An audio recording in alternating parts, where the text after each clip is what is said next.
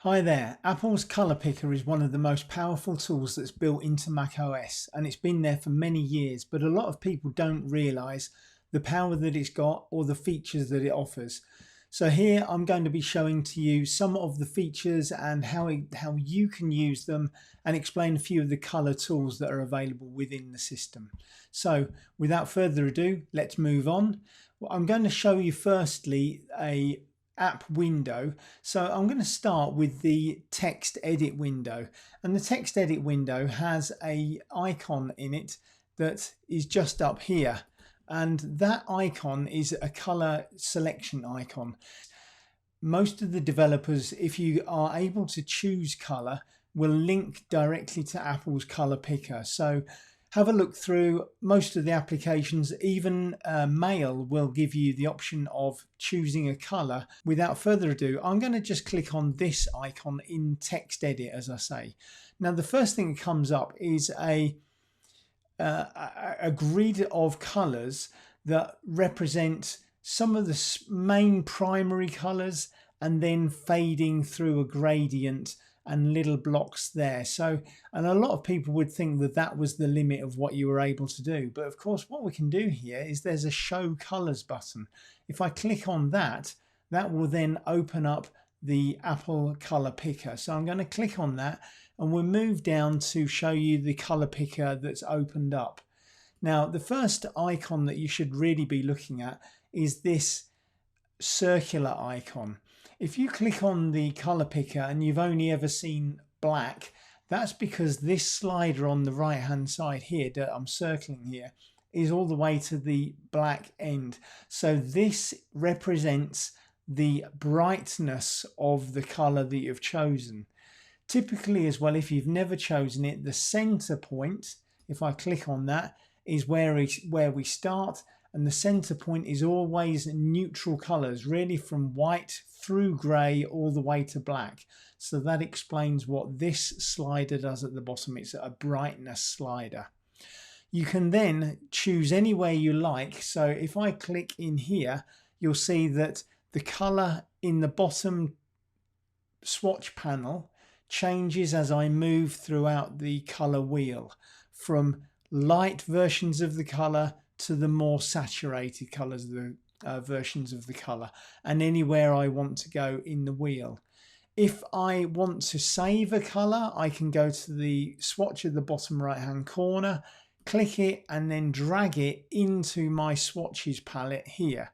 And this palette here, you can extend it down and add as many colors as you like. So these make it very quick and easy for you to add colors to the palette and for choosing in the future. Let's just click in the middle to bring it back to grey, or bring it back to a neutral color. So that's the limit of the color wheel. Very nice, very useful. If you know a little bit more about color and you want to be a little bit more precise rather than just choosing a generic color, you can go to this next button, which is called the color sliders. And we start really at the top. At the top, we've got the Greyscale Slider. So we can choose from black to white by choosing any one of these preset swatches, or you can slide your slider along the bar here to choose any grey gradient color that you prefer. So if, for instance, you're a photographer and you want to get 18% grey, in this way, it's actually minus, so you'd be 82% would give you that option. And then you can again drag that color into your color swatches area just here.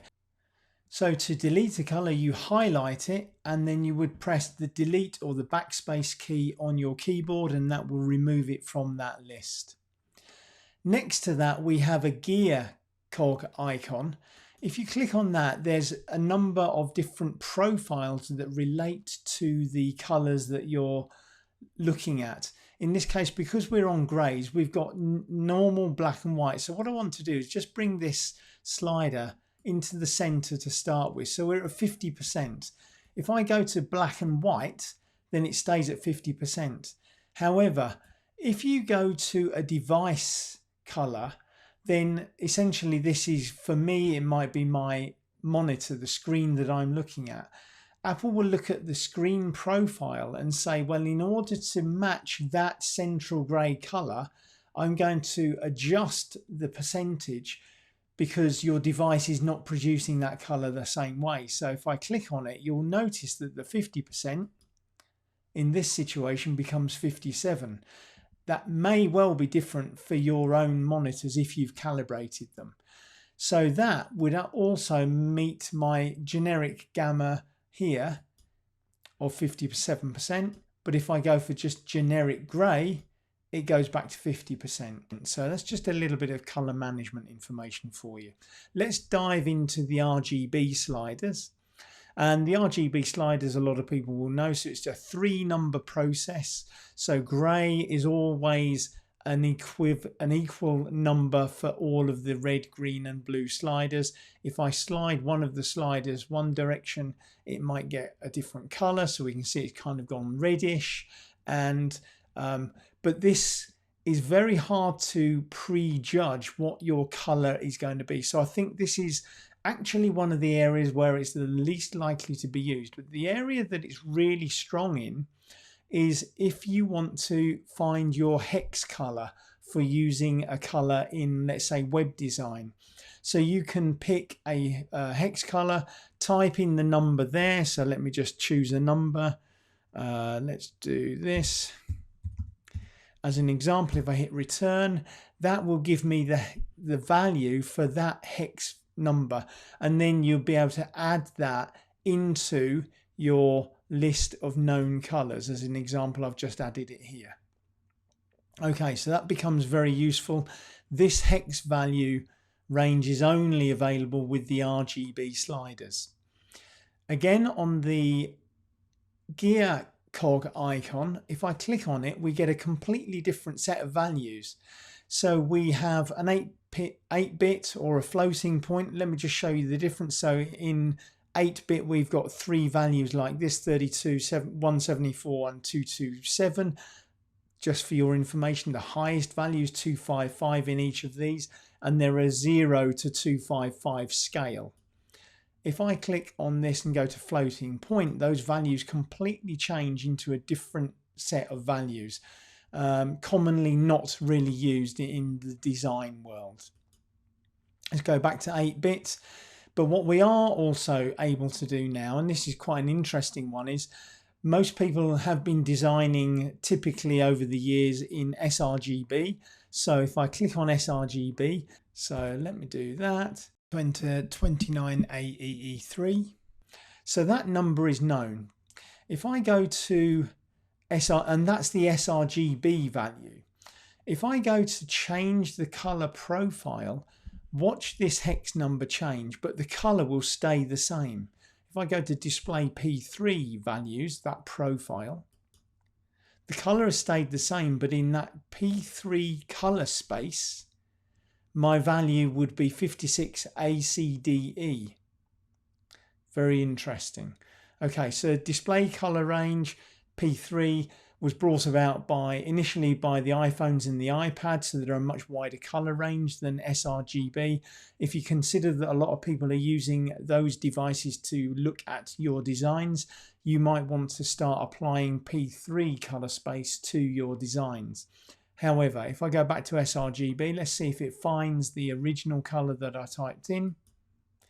And it did. It's 29AEE3. So that's an interesting one for you. And below that, we have a range of additional color profiles that are out of shot here. But these are all RGB ICC profiles that I can choose and get values from. Okay. So that's your RGB sliders, very good for hex values. If we now go to CMYK sliders, again, we've got the cyan, magenta, yellow and black and values there. Typically, we're now talking percentages, so it'd be no surprise to you that if I increase this all the way, you can get 100%. So it's between 0 and 100%. So you can choose those sliders. If you know anything about color management though, CMYK means nothing on its own. It has to have a profile that is related to it. So this gear icon will let you then choose which profile in the CMYK world, so we're typically talking about professional printing here, which color profile do you want to use in order to see this mix of color. So if I go for CRPC 6, which is a high quality print profile, then that value comes in here at 76, 11, 5 and 4. But if I went to CRPC 3, which is the uncoated color values in the printing arena, we should see a very different range of colors. So these numbers will change. So if I click on that, they've changed to 74,441. Okay, so that is how you would choose CMYK again within this situation. And all of these profiles that are listed here and the ones that are out of shot are all printing based profiles. You've got to get your printer profile correct before you know that your CMYK values are correct as well. After that, we have hue, saturation and brightness sliders. Now this is much easier to use for color choosing, color picking. The way it works is the hue represents a color value, so you go all the way through a variety of different colors, from essentially red through to, you know, purple, blue, turquoise, green, yellow, and then back to orange, and then to red again at the other way. So this hue slider commonly can be a circle because it joins from one end to the other. Your saturation, so let me just choose the red. Your saturation again is strong saturation. As you fade out saturation, and it becomes more and more grey. Okay, and the difference between saturation is going from grey to a saturated color is if I go to about 80%. Then your brightness represents how light that color is. So I can go really light or really dark. Okay, so there's a mix, and you can get all the colors that you might want to use there in those three values. So just remember that way of working, and the way the display works shows you what you're basically moving towards. So I know if I'm moving the brightness down towards this end, then I'm going to get black, but I get a very dark, if I go here, a very, very dark red. It's probably too dark, but that's kind of a dark red. If I want a lighter red, I just move the brightness along. But if I want it less saturated, a little bit grayer, then I can do that. If I don't want red at all, I would change the hue to move the slider to a different color. Okay, where you can start again. The gear icon, if we click it, again represents the profiles, again RGB profiles that you can use here. So sRGB gives you a different HSB value, and P3 again gives you a slightly different HSB value. Very interesting to know. I suggest if you're working in a particular color space to choose that color space. So it might well be sRGB if you're working in a traditional web environment. Otherwise, if you're more up to date and you think more people are using higher quality devices like the new Apple devices, new displays, higher quality displays to look at RGB, you might well think about using display P3. We'll move on to the next set of icons, which is this set are essentially preset kind of profiles of color ranges. So they're swatches within a certain design. So Apple has this set of colors that they already use, and you can just choose any one of those. If you go to developer, then you have a range of different colors that are used in the developer panel. Then you have crayons. So the crayon colors that we see later, maybe up here, are going to be shown as well. So this is the way that you might choose a crayon color. You see it just appears here.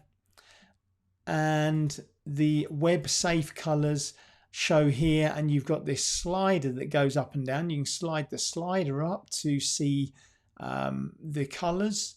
So these are the colors in the green and the yellow and the red range as we go higher.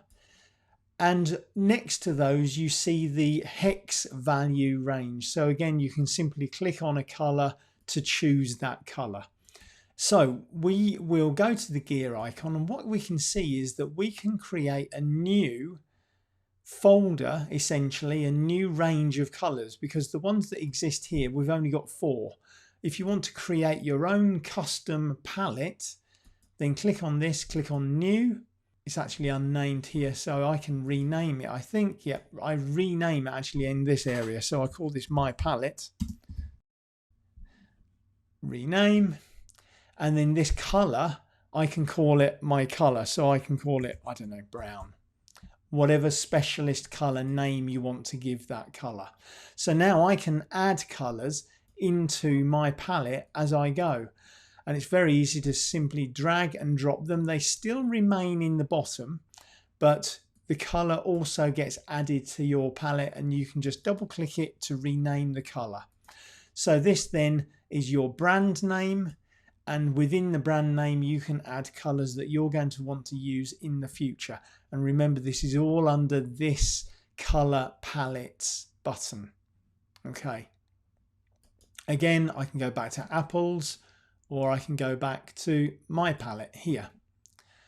If I want to delete it, I can simply go remove. So I'm back to the default. On to the next one. This is a very interesting one. This is called the image palette, and this is the spectrum view. I really like the spectrum view because it gives you, again, it's very much like this color wheel if we go back to the color wheel, but the spectrum view gives you just that little bit of extra kind of way of looking at things, a different way. So again, we can move across all of the colors, and our highlighter in the bottom will change as we scroll over the colors. So we go from red to yellow to green, etc. And here we go from the lighter colors to the darker colors, and all of the kind of ranges of color in between. So you can do that across the whole of this palette. Now, one of the interesting tricks is that you can double click in this bar here at the top, and it will spread right the way across your screen, so it gives you even more of a view of the range of colors that you can choose from. So simply double clicking the top bar will open it full screen. If you double click it again, it comes back down to where it originally was. Okay. Interestingly, the icon here will allow you to then add your own spectrum range. So if I go here and say new from file, I'm hoping it will open, and it does. So in this new from file area, you can see that I can actually choose PNG files, PSD files. You should be able to choose JPEGs. There should be a JPEG. Look, JPEGs also in Liven Up. You can choose TIFFs, and you can even choose PDFs. The colors within that image, it essentially opens up the image. So let me just choose this gamut image as an example. I'll just click on open. And now it's opened up that image within this window. And now I can choose any color that was in the picture that I've saved. So that's my image was called Gamut Extend. Okay, and I can scroll through any of these colors. So it can be really useful if you want to pick a color and start picking colors that were in an original image of yours. Even a photograph would open up as a real photograph in this window, and you can choose the color from that photograph. So the drop down now would be go from my original spectrum picture to this Gamut Extend picture. And if I wanted to add others, let me just do the same thing again. Let me just find one that might be useful for us to see. We can see a few of these icons here. Here's one, look, CMYK OGB icon. So it's got 7 colors: cyan, magenta, yellow and black, orange, green and violet. If I click on that and I open it, I could double click it, then there we are. I've now got those colours: cyan, magenta, yellow, black, orange, green and violet, because that's what was in the picture. So my picture actually existed, which was those colours. So I can choose any of those, and as I choose them, they appear in this bottom area here, you see, just clicking. So that's a really good area, but I quite like the spectrum view. Finally, the pencils is typically just the pencils that we see here and the range that you can click on. You can't add to these colours, they're just fixed, and they are the same pencils as we saw, or indeed the crayons that we saw here. So that is the range of colours that we saw within this area here. So I hope that has helped you and given you some good ideas as to what you might do with this colour picker. The final thing that I haven't covered, and I really should have done, is this little eyedropper icon will allow me to choose any colour that after I've clicked it. So I've got it and it's now live, and I can drag not only within this colour area but anywhere on my screen, or indeed anywhere on my other screens. So I could then just pick on a greenish colour and it's come back and picked that green colour, and that's now available to me, and that's from any application that is open on your screen. So just keep that in mind as you roll over it as well. I might be able to just show you this. If I roll over it, it comes up and confirms the colour space that that colour has come from. So the sRGB in this case. Okay, so I hope that's of use to you.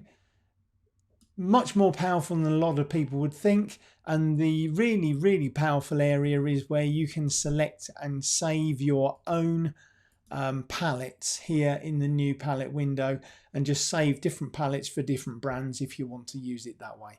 Thanks for watching. My name's Phil, and I hope it's been of use to you. If you would like to subscribe, please do. If you want more information about colour, you can just please leave comments on this video, and I look forward to being of help to you in the near future. Cheers for now.